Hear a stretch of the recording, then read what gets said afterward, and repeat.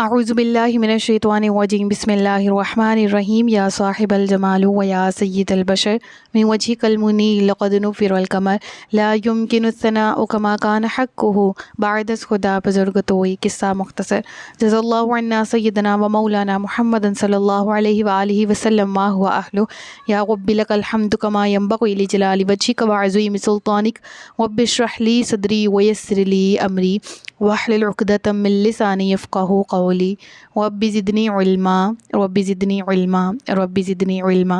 السلام علیکم ورحمۃ اللہ وبرکاتہ۔ میں حافظہ افرا جاوید اسلام آپ سب سے مخاطب ہوں اپنے یوٹیوب چینل انفینٹ اسلام میں۔ آپ سب کو خوش آمدید کہتی ہوں۔ امید کرتی ہوں آپ سب خیریت سے ہوں گے، زندگی پرسکون پر اطمینان اور ایمان بالخیر گزر رہی ہوگی۔ پارہ نمبر 15 سورۃ بنی اسرائیل اردو ترجمہ اور تفسیر، اس کی آیت نمبر 14 تک ہم نے گزشتہ اسباق میں پڑھ لیا۔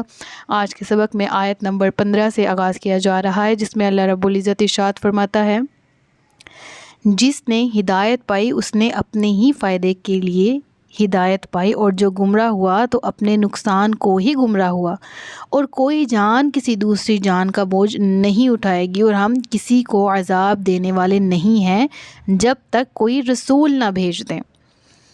اب اس آیت میں شان نزول کے اعتبار سے دو عقائد، بنیادی عقائد جو کہ مشرکین کے تھے اور عیسائیوں کے تھے، نصارہ کے تھے، ان کا رد کیا جا رہا ہے۔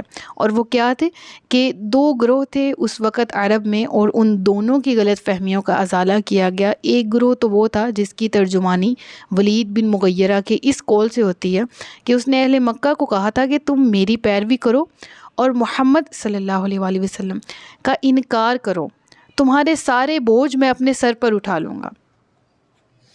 یعنی اس کا یہ کہنا تھا کہ تم میری پیروی کرو اور محمد کو علیہ اعوذ باللہ جھٹلاؤ، اس کے جھٹلانے سے جو تمہارے سر پر بوجھ آئے گا میں اس تمام کے تمام بوجھ کو اٹھا لوں گا، اور اگر قیامت آئی تو تمہارے اعمال کا میں خود جواب دے دوں گا۔ اس طرح سے وہ اہل مکہ کو قائل کرنا چاہتا تھا کہ وہ اسلام کی طرف آنے سے اپنا رخ موڑ لیں۔ اور دوسرا گروہ نصارہ کا تھا، اور وہ کیا عقیدہ رکھتے تھے؟ ان کے عقیدے کے مطابق حضرت عیسیٰ علیہ السلام نے جو سولی لے لی اور سولی پہ لٹک گئے تو انہوں نے ان تمام کے گناہوں کا کفارہ اپنی سولی سے ادا کر دیا۔ یعنی ان کا عقیدہ یہ ہے کہ ان کے تمام لوگوں کے گناہوں کے عوض اللہ نے اپنے فرزند نعوذ باللہ کو سولی دے دیا۔ اب ان سے ان کے گناہوں کے کتنے بھی گناہ یہ کر لیں ان کے بارے میں کوئی باز پرس نہیں ہوگی۔ اب ان دونوں نظریات کا، ان دونوں باطل عقائد کا رد تو کیا ہی گیا، لیکن تھوڑا سا اگر ان کو غور کیا جائے تو حقیقتاً اگر ان غلط نظریوں کو تسلیم بھی کر لیا جائے تو اس میں سراسر گھاٹا انسان ہی کا ہے۔ انسان ہی ذلت کا شکار ہو جاتا ہے، خود بخود ذلت کے گھڑے میں گر جاتا ہے۔ یعنی پہلی صورت کیا تھی؟ ولید بن مغیرہ کی، جس نے کہا تھا میں تمہارا بوجھ اٹھا لوں گا۔ تو اگر انسان اس چیز کو صحیح سمجھ لے تو وہ اندھی تقلید کا شکار ہو سکتا ہے۔ وہ اپنی عقل، اپنے فہم، اپنے غور و فکر کو چھوڑ کر جو خدا داد صلاحیتیں اسے دی گئی ہیں ان کو نظر انداز کرتے ہوئے ان سے محروم ہو جاتا ہے۔ اور دوسری صورت جس میں وہ یہ سمجھتے ہیں کہ حضرت مسیح کو جو سولی دی گئی وہ ہم تمام کے گناہوں کا کفارہ ہے۔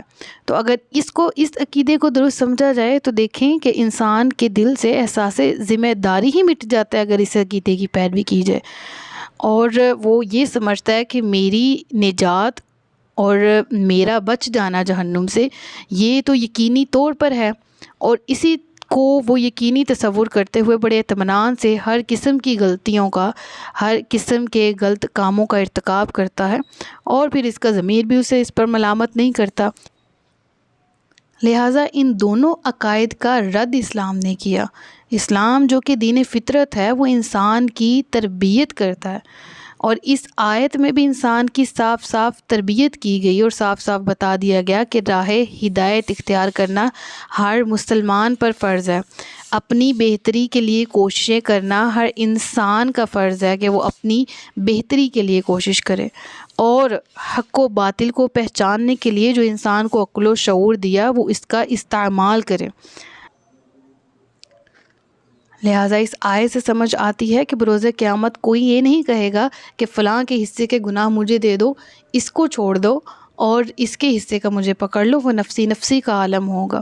ہاں البتہ یہ ضرور ہے کہ قرآن کی دیگر آیات میں یہ مینشن ہے کہ کچھ جانیں ایسی ہیں جو دوسروں کی جانوں کا بوجھ اٹھائے ہوئے ہوں گی۔ وہ کون سی جانیں ہیں؟ ذرا پہلے آیت پڑھ لیتے ہیں، اس کے بعد تفسیر پڑھتے ہیں۔ قرآن کریم میں سورۃ العنکبوت آیت نمبر 13 میں ارشاد ہے، اور بے شک ضرور اپنے بوجھ اٹھائیں گے اور اپنے بوجھوں کے ساتھ اور بوجھ اٹھائیں گے۔ تو یہ دونوں آیتیں ایک دوسرے سے تضاد نہیں رکھتی۔ یہاں پر جن لوگوں کے بوجھ اٹھانے کا مراد ہے وہ یہ کہ جس نے طریقہ گناہ ایجاد کیا اور اس طریقے پر چلتے ہوئے دیگر لوگوں نے گناہ کیے، تو پھر اس کو ایجاد کرنے کا گناہ بھی ملے گا، اس کو خود کرنے کا گناہ بھی ملے گا، اور اس کے ایجاد کرنے کی وجہ سے دیگر لوگ جو اس طریقے کو اختیار کیے ہوئے ان گناہوں کا ارتکاب کرتے رہے تو ان کے گناہوں پر بھی اس شخص کے عذاب کو بڑھاوا دے دیا جائے گا۔ لہٰذا اگر اس آیت کو دیکھا جائے تو اس آیت کی روشنی میں ہمیں یہ معلوم ہوتا ہے کہ کوئی جان کسی جان کی اس دن ذمہ داری نہیں لے گی کہ اس کو مکمل طور پر معاف کر دیا جائے اور اس کے گناہ مجھے دے دیے جائیں، ایسی ہمدردی اس دن کوئی نہیں دکھائے گا۔ لہٰذا آج جو وقت ہے یہی ہے سوچنے کا، سمجھنے کا، فہم و ادراک سے ہدایت پہچاننے کا اور راہ ہدایت کے راستے پر چلتے ہوئے نیکیاں کرنے کا، ہدایت کے احکامات پر عمل کرنے کا وقت ہے۔ اس کے بعد اگلی آیت پڑھ لیتے ہیں۔ اچھا، آیت کا جو آخری حصہ ہے نا اس پہ بھی تھوڑا سا پڑھ لیتے ہیں۔ وَمَا كُنَّا مُعَذِّبِينَ حَتَّى نَبْعَثَ رَسُولًا۔ قرآن کریم میں ہمیں یہ بات معلوم ہوتی ہے کہ انسان پر تب تک عذاب نہیں آتا جب تک اس کی طرف راہ ہدایت نہ آ جائے اور پھر اسے مہلت نہ دی جائے کہ تم ان دونوں راستوں میں سے کس کو چوز کرتے ہو، ہدایت یا گمراہی کو۔ رب فرما رہا ہے کہ یہ جتنی قومیں پہلی ہلاک ہوئی ہیں ان کو بھی میں نے، ان کے یہ نہیں تھا کہ وہ انجان تھے تو عذاب میں پکڑ لیا، کیونکہ اللہ تو ظلم کرنے سے پاک ہے۔ رب فرما رہا ہے کہ میں نے تمام امتوں تک رسول بھیجے، اور آج کے دور میں بھی ہم جو امت محمدی ہیں ہم رسول اللہ صلی اللہ علیہ وآلہ وسلم کو مان رہے ہیں۔ تو یہ سوال اٹھتا ہے نا کہ آج کے دور میں کون رسول ہے جو کہ کفار کو راہ ہدایت دکھائے، کیونکہ ہر قوم کی طرف رسول بھیجے گئے۔ تو نبی پاک صلی اللہ علیہ وآلہ وسلم کو رحمت للعالمین بنا کر بھیجا گیا، تمام جہانوں کے لیے رحمت، اور وہ آخری رسول ہے اور وہ تمام امتوں کے رسول ہیں، تمام انسانوں کے رسول ہیں۔ لہٰذا آج کے لوگوں کو چاہیے کہ وہ ان کی پیروی کریں، ان کی سنت پر عمل کریں۔ رب فرما رہا ہے ہدایت میں بھیجتا ہوں، رسولوں کو بھیجتا ہوں تاکہ وہ راہ ہدایت دکھائیں، پھر اس کے باوجود جو نہیں مانتا پھر اس کو عذاب میں گرفتار کر لیا جاتا ہے۔ اور جب ہم کسی بستی کو ہلاک کرنا چاہتے ہیں تو ہم اس کے خوشحال لوگوں کو احکام بھیجتے ہیں، پھر وہ اس بستی میں نافرمانی کرتے ہیں تو اس پر بات پوری ہو جاتی ہے تو ہم ضرور اسے تباہ کر دیتے ہیں۔ تو اس آیت سے ایک بات معلوم ہوتی ہے، وہ یہ کہ رب فرما رہا ہے کہ جب ہم کسی بستی کو ہلاک کرنا چاہتے ہیں تو اس کے خوشحال لوگوں کو احکامات بھیجتے ہیں۔ مراد سرداران قوم ہیں، پہلے دور میں قبیلے ہوتے تھے ان کے سردار ہیں، آج کے دور میں بھی صدر مملکت ہے، وزیر اعظم ہے۔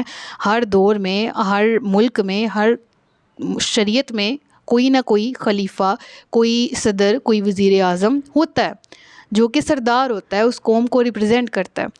تو معلوم یہ ہوتا ہے کہ اس کے ڈیسیجنز باقی کی امت پر بھی اثر انداز ہوتے ہیں۔ یعنی کہ اگر ایک اسلامی ملک کا وزیر اعظم ہے، وہ جو رائٹ ڈیسیجنز لے رہا ہے، وہ جو چیز امپلیمنٹ کرنے کی کوشش کرے گا، اوبویسلی جو عوام ہیں وہ اس کو فالو کریں گے، اور اگر وہ کوئی غلط ڈیسیجن لیتا ہے تو جو اس کی پیروی کرنے والے ہیں انہوں نے تو کہنا ہے کہ ہمارا لیڈر ٹھیک ہے، اس نے صحیح ڈیسیجن لیا۔ تو رب فرماتا ہے کہ ہلاک ہم تبھی کرتے ہیں پہلے اس کے جو خوشحال لوگ، اس سے مراد کون ہے؟ اس بستی کے سردار، ان تک احکامات پہنچائے جاتے ہیں۔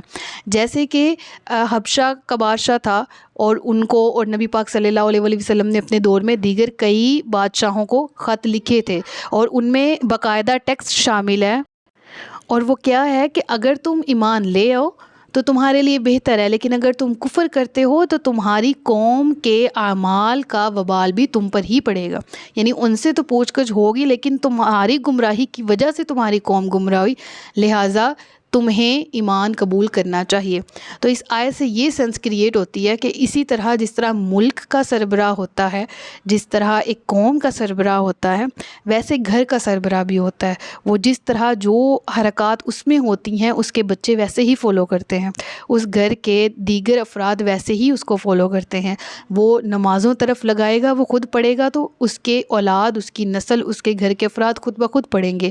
وہ چوری چکاری، فریب، دھوکہ دینے سے خود بچے گا، اس کے گھر کے افراد بھی بچیں گے۔ وہ خود رول ماڈل بنے گا تو اس کے گھر کے بھی افراد اس کو فالو کرتے ہوئے، اس کی زندگی کو اپنے سامنے دیکھتے ہوئے نیکی کی طرف جائیں گے۔ کیونکہ حدیث پاک ہے اور اس کا مفہوم بھی میں عرض کرتی چلوں کہ تم میں سے ہر کوئی نگہبان ہے اور اس سے اس کی رعیت کے بارے میں سوال کیا جائے گا۔ یعنی ہم سب بحیثیت مسلمان، ہم پر ہمارے گھر والوں کی، ہم سے ریلیٹڈ لوگوں کی، جڑے ہوئے رشتوں کے جو ہم سے تعلق رکھتے ہیں ان کے بارے میں ہم سے بھی سوال کیا جائے گا کہ تم نے بہن ہونے کے ناطے کیا حق ادا کیا، تم نے بھائی ہونے کے ناطے کیا حق ادا کیا، تم نے میاں بیوی بحیثیت ماں باپ بحیثیت اولاد تم نے اپنے کیا حقوق ادا کیے۔ تو اس کے بارے میں بروز قیامت سوال کیا جائے گا۔ اور پھر اگلی آیت ہے، اور ہم نے نوح کے بعد کتنی قومیں ہلاک کر دیں، اور تمہارا رب اپنے بندوں کے گناہوں کی کافی خبر رکھنے والا، دیکھنے والا ہے۔ جو جلدی والی دنیا چاہتا ہے تو ہم جسے چاہتے ہیں اس کے لیے دنیا میں جو چاہتے ہیں جلد دیتے ہیں، پھر ہم نے اس کے لیے جہنم بنا رکھی ہے جس میں وہ مذموم مردود ہو کر داخل ہوگا۔ اور جو آخرت چاہتا ہے اور اس کے لیے ویسی ہی کوشش کرتا ہے جیسی کرنی چاہیے، اور وہ ایمان والا بھی ہو، تو یہی وہ لوگ ہیں جن کی کوشش کی قدر کی جائے گی۔ اس آیت کا مفہوم کچھ اس طرح سے ہے، اگر ان دونوں آیات کو دیکھا جائے، کہ جس کے دل میں اخروی زندگی سنوارنے کا کبھی خیال ہی پیدا نہیں ہوتا، بلکہ ساری زندگی تمام تر محنتیں، تمام تر کوششیں، تمام تر کاوشیں وہ اپنی دنیاوی زندگی کو باعزت اور بآرام بنانے کے لیے گزار دیتا ہے، اس کی ساری کوششیں دنیاوی زندگی کے لیے ہوتی ہیں۔ رب فرماتے ہیں ہم اسی دنیا میں سے جس میں وہ رہتا ہے اپنی مرضی کے مطابق اس کی جدوجہد کا معاوضہ اسے ضرور دیتے ہیں، لیکن قیامت کے دن پھر اس کی محرومیاں بھی دیدنی ہوں گی، کیونکہ اس نے قیامت کے دن کے لیے کوئی عمل نہیں کر رکھا ہوگا۔ لہٰذا اس دن جو بلیسنگز ان لوگوں کو ملیں گی جنہوں نے قیامت کے لیے اپنی دنیاوی زندگی گزاری، قیامت کو مد نظر رکھتے ہوئے زندگی کو بہتر گزارا، اللہ کے احکامات کے مطابق گزارا، وہ لوگ اس دن بلیسڈ ہوں گے، محروم نہیں ہوں گے۔ یہ لوگ اس دن کی بلیسنگ سے محروم ہوں گے جو دنیا ہی کو سب کچھ سمجھتے ہیں اور اسی کے لیے کوشش کرتے ہیں۔ اس دن بارگاہ خداوندی میں جب یہ حاضر ہوں گے تو ان کو کچھ نہیں ملے گا، کیونکہ جو انہوں نے کیا وہ اپنی دنیاوی زندگی سنوارنے کے لیے کیا، وہ سنوار دی گئی، وہ بنا دی گئی۔ اب آخرت میں ان کے لیے وَمَا لَهُمْ فِي الْآخِرَةِ مِنْ خَلَاقٍ، لیکن جو دنیا میں بھی اللہ سے بھلائی مانگتے ہیں، جو آخرت میں بھی بھلائی مانگتے ہیں، اور رب فرما رہا ہے کہ اگلی آیت دیکھیں نا، کہ جس نے آخرت کے لیے کوشش کی جیسی کوشش کرنے کا حق تھا، یعنی حق بھی ادا کیا، ہر ممنوعات سے بچے، ہر کام جس کے کرنے کا حکم دیا اس کو کرنے کی کوششوں میں زندگی صرف کی، فرائض ادا کیے، نوافل کی توقع کی، زندگی کو، اپنی زندگی کو، دوسروں کی زندگی کو آسان اور بہتر بنانے کے لیے وہ قدم بہ قدم پھونک پھونک کر چلتے رہے۔ بروز قیامت ایسے لوگوں کے لیے اجر عظیم ہے، اور ان کو دنیا میں بھی رب العالمین فرماتا ہے کہ پھر بہتری دے دی جاتی ہے، آخرت میں بھی ان کے لیے بہترین صلہ ہے۔ اللہ تبارک و تعالی ہم سب کو اپنی دنیاوی زندگی کو بھی بہتر بنانے کی اور آخرت کی فکر کرنے کی اور اس کے مطابق عمل کرنے کی، ویسا عمل جیسا عمل کرنے کا حق ہے، توفیق عطا فرمائے۔ پھر فرمایا گیا، ہم آپ کے رب کی عطا سے ان دنیا کے طلبگاروں اور ان آخرت کے طلبگاروں سب کی مدد کرتے ہیں، اور تمہارے رب کی عطا پر کوئی روک نہیں۔ دیکھو ہم نے ان میں ایک دوسرے پر کیسی بڑائی دی، بے شک آخرت درجات کے اعتبار سے سب سے بڑی ہے اور فضیلت میں سب سے بڑی ہے۔ اے سننے والے، اللہ کے ساتھ دوسرا معبود نہ ٹھہرا، ورنہ تو مذموم اور بے یار و مددگار ہو کر بیٹھا رہے گا۔ ان تمام آیات سے رکوع کے آخر تک یہ بات واضح ہوتی ہے کہ عمل کی قبولیت کے لیے 3 چیزیں درکار ہیں۔ ایک تو یہ کہ طالب آخرت ہونا یعنی نیت نیک ہونا اعمال کے لیے، دوسری سعی یعنی اس کے لیے کوشش بھی کرنا آخرت کو بہتر بنانے کے لیے، عمل کو باہتمام اس کے حقوق کے ساتھ ادا کرنا، اور تیسری ایمان جو سب سے زیادہ ضروری ہے، یعنی پہلی کیا ہے؟ آخرت کی طلب کرنا اور اس کے لیے نیت کو صاف ستھرا رکھنا، دوسری محنت کرنا، کوشش کرنا آخرت کے لیے، اور تیسری ایمان جو کہ ان پہلی دونوں شرطوں میں سب سے بھاری ایمان کا ہونا لازم و ملزم ہے۔ ان تینوں کی وجہ سے اللہ تبارک و تعالیٰ کی رحمت سے امید ہے کہ جنت میں داخلہ لازم و ملزوم ہے۔ صدق اللہ العلی العظیم و صدق رسولہ النبی الکریم۔ سچ فرمایا اللہ نے جو عظمت والا ہے۔ اپنا بہت سا خیال رکھیے گا، مجھے دعاؤں میں یاد رکھیے گا۔ تاجدار ختم نبوت زندہ باد، پاکستان ہمیشہ زندہ باد۔ السلام علیکم ورحمۃ اللہ وبرکاتہ۔